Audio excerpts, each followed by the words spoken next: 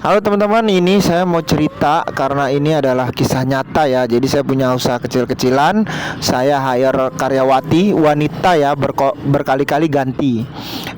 Terus saya mau jelasin, bukan karena gajinya nggak besar, lumayan. Nggak terlalu kecil, nggak terlalu besar, dan fasilitasnya juga ada wifi, bisa dengar musik, ada dispenser air panas dan air dingin, dan boleh sholat, boleh makan, boleh rebahan, boleh duduk, pokoknya santai. Ya kan, saya lihat kalau saya belanja ke Indomaret, mereka gaji UMR loh, tapi mereka nggak main HP, nggak wifi-an, nggak lalalali lili ye, bener-bener fokus bekerja. Nah, ini saya mau cerita ya. Jadi hati-hati buat kalian yang mau hire karyawati wanita. Itu Gen Z ya. Gen Z itu yang kelahiran tahun 97 sampai 2012. Pertama, mereka itu malas. Sumpah malas banget. Itu satu. Kedua, mereka itu hitung-hitungan kerjaan. Beneran, serius. Ketiga, mereka itu pulangnya berangkatnya, masuknya itu ditelat-telatin. Misalnya nih, kamu masuk jam 2, nanti mereka jam 2 lewat baru sampai. Itu pertama. Kedua, mereka kalau pulang itu mau cepet. Misalnya pulang jam 8 malam, jam 8 kurang 15 mereka udah gedubrakan, udah kepengen pulang, ya kan. Nah, yang keempat, mereka ini nggak mau rugi, sama sekali nggak mau rugi. Hitung-hitungan pekerjaan dan nggak mau rugi. Yang kelima, mereka ini self healing ya, dikit-dikit work life balance. Jadi kerja padahal nggak capek, anggap aja duduk depan komputer, anggap aja produksi sedikit, itu udah kayak merasa hidup menderita ya. Jadi mereka itu udah kepengen self healing. Nah, pegawai saya ini seminggu tuh masuk bisa terhitung, dikit-dikit izin, dan saya tanya, tahu nggak izinnya itu kemana? Izinnya itu cuman dia mau ketemu temennya, mau ke pantai, itu pertama. Kadang cuma mau ketemu temennya, cuman mau pasar malam, mau ketemu temennya cuman mau nongki. Gila nggak? Ya kan? Yang keenam, kalian kalau mau nanya loyalitas dan dedikasi untuk anak-anak Gen Z zaman sekarang, saya ketawain. Nggak akan ada mereka loyalitas dan dedikasi. Sumpah, mereka itu yang ada hanya egosentrik dan juga self-centric. Jadi segala hal itu about themselves, segala hal itu ya tentang dirinya, gitu loh. Jadi kalian kalau punya karyawati Gen Z ya, pasti dikit-dikit mereka itu kalau kalian kasih kerjaan nih, mereka merasa tempat kerjanya itu toksik. Mereka anggapnya itu toksik. Terus kalau kalian tambahin kerjaan yang di luar waktu kalian interview, ntar mereka pasti nuntut, oh job desk saya bukan itu, gitu loh. Ya kan? Jadi kalau kalian interview karyawati Gen Z, sebaiknya kalian ngomongin aja kerjaannya apa aja. Bilang aja serabutan. Kalau dia mau ya terima, nggak mau ya udah. Nah, terus karyawati Gen Z ini orangnya nggak sabaran, sama sekali nggak sabaran. Yang ketujuh, yang kedelapan, mereka itu baperan, gampang tersinggung, gitu ya teman-teman. Jadi hati-hati, karyawati Gen Z ini baperan, gampang tersinggung. Kalau kita galak dikit dianggapnya bosnya galak, lingkungan kerjanya toksik. Pokoknya dikit-dikit nggak nyaman, dikit-dikit. Pokoknya mereka hanya di kepala mereka itu work life balance. Jadi pekerjaan dan kehidupan mereka itu seimbang gitu loh. Jadi mereka ini memang tingkat stresnya tinggi karena mereka lahir di dunia digital ya, dimana mereka tuh selalu melihat sorotan-sorotan yang seolah-olah hidup itu sangat ideal, ya kan. Cantik, glowing, seksi, punya pacar ganteng, kaya, ya kan, uang ada, bisa healing kemana-mana. Dan mereka sering lihat sorotan-sorotan, ini loh tempat healing terbaru, ini hidden gamesnya di sini, bla bla bla bla. Nah, di situ otak mereka tuh menjadi kayak, oh gue nggak bisa mencapai itu. Jadi mereka tuh stres dibuat oleh dirinya sendiri, karena mungkin dia nggak glowing, dia nggak seksi, dia nggak cantik, dia nggak punya pacar ganteng, nggak punya pacar kaya, dan dia nggak bisa healing. Di situ dia udah stres. Nah, makanya Gen Z kalau kalian terima, dia udah punya tumpukan stres, kalian terima bekerja, ditambah pekerjaan itu merasa bagi dirinya berat. Sebenarnya nggak berat.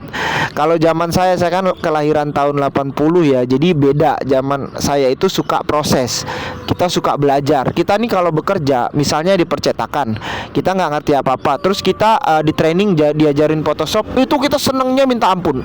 Wah, semangat banget.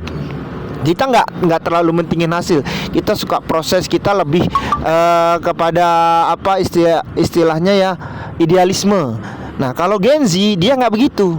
Jadi saya pernah punya anak magang perempuan semua, itu ada sekitar 5 orang ya, 5 atau 4 orang. Itu di kepala mereka itu udah bukan lagi belajar. Zaman saya dulu sekolah, magang itu adalah segalanya bagi kami, untuk kami belajar. Mereka nggak pikir masa depan. Pokoknya magang gue nggak mau belajar, nggak mau berproses. Kami ajarin Photoshop, Corel Draw. Mereka cuma hahihu heho, nggak didengerin, nggak dipelajarin, nggak diamatin, dan bodoh amat gitu loh. Jadi yang penting mereka datang tepat waktu, bisa lalala lili ye ye ye, denger musik, main HP, scroll TikTok, ya kan. Terus mereka pulang, hanya itu. Jadi dia tuh lulus magang 3 bulan tuh zong, nggak dapet apa-apa. Tapi bagi mereka itu nggak apa-apa. Yang penting apa? Yang penting mereka punya self healing, gitu loh. Yang penting mereka punya kebahagiaan. Yang penting mereka punya work life balance istilahnya ya. Jadi mereka nggak mau mereka kehilangan kebahagiaan, karena pada dasarnya mereka itu menolak kehidupan. Mereka nggak bisa menerima kenyataan. Ya karena apa? Karena mereka lihat sorotan-sorotan yang ideal, sangat ideal, sementara mereka nggak dapat menggapai itu. Gitu ya teman-teman. Terus yang paling parah lagi, nah, yang terakhir teman-teman, ini saya kemarin baru terima, dia kerja 3 hari, ternyata dia nyolong duit omset. Jadi kena CCTV ya. Jadi hati-hati, Gen Z ini kebutuhannya banyak, tapi mereka itu boros. Nah, tapi mereka itu kerja nggak berkualitas, cuman mereka tuh pengen gajinya besar, banyak drama. Terus mereka selalu merasa dirinya korban. Mereka sangat mudah sekali menyalahkan orang lain. Gitu ya teman-teman. Jadi tujuan saya hire karyawati itu adalah meringankan beban saya. Tapi kalau salah pilih karyawati wanita ya, untuk dijadikan karyawati bekerja untuk kalian, itu malah menjadi beban. Bukan meringankan beban, tapi malah menjadi beban. Jadi pesan saya untuk hati-hati dan waspada jika kalian hire karyawati ya. Dan kemarin itu baru kejadian, karyawati hedon itu viral di TikTok, di YouTube, di Instagram. Dia hedon habis-habisan, ternyata dia ambil uang perusahaan, uang toko tempat dia bekerja itu hampir 1,2 miliar hanya untuk hedon, lalala lilili ye ye ye. Tapi pekerjaannya itu zong alias boncos. Yang kedua, kemarin itu ada Gen Z yang menyiram atasannya pakai air keras hanya karena ditegur. Begitu ya, ditegur padahal itu kesalahan dia. Jadi sebaperan itu karyawan Gen Z. Jadi hati-hati ya teman-teman. Dia baperan, gampang tersinggung, pokoknya nyusahin deh. Karyawati Gen Z itu bukannya bikin kalian meringankan beban kalian, tapi malah nyusahin hidup kalian. Oke, nggak jujur, nggak semua ya, tapi ada Gen Z yang negatif, ada Gen Z yang positif. Kita nggak mengeneralisir ya, karena saat ini juga ada yang kerja di tempat saya, wanita itu Gen Z yang positif. Dia kelahiran tahun 2000-an tapi dia positif. Itu semua tergantung latar belakang. Ada yang kerja di tempat kita juga laki-laki Gen Z juga, itu positif. Itu semua tergantung diri pribadi mereka masing-masing. Nah, kebetulan yang kemarin bermasalah lebih banyak gitu loh, dan sudah kita pecat-pecatin semua. Dan mereka itu Gen Z itu kebanyakan nggak betahan kerjaannya, nggak betah kerjanya. Dikit-dikit resign, dikit-dikit toxic, dikit-dikit self healing, dikit-dikit work life balance, dikit-dikit stres, dikit-dikit depresi, ya kan? Jadi mereka itu nggak bisa memberi dengan ikhlas, tapi mereka hanya mau menerima. Jadi pesan saya buat kalian semua, sebelum kalian hire Gen Z, harap berhati-hati dan waspada ya. Sekian dan terima kasih.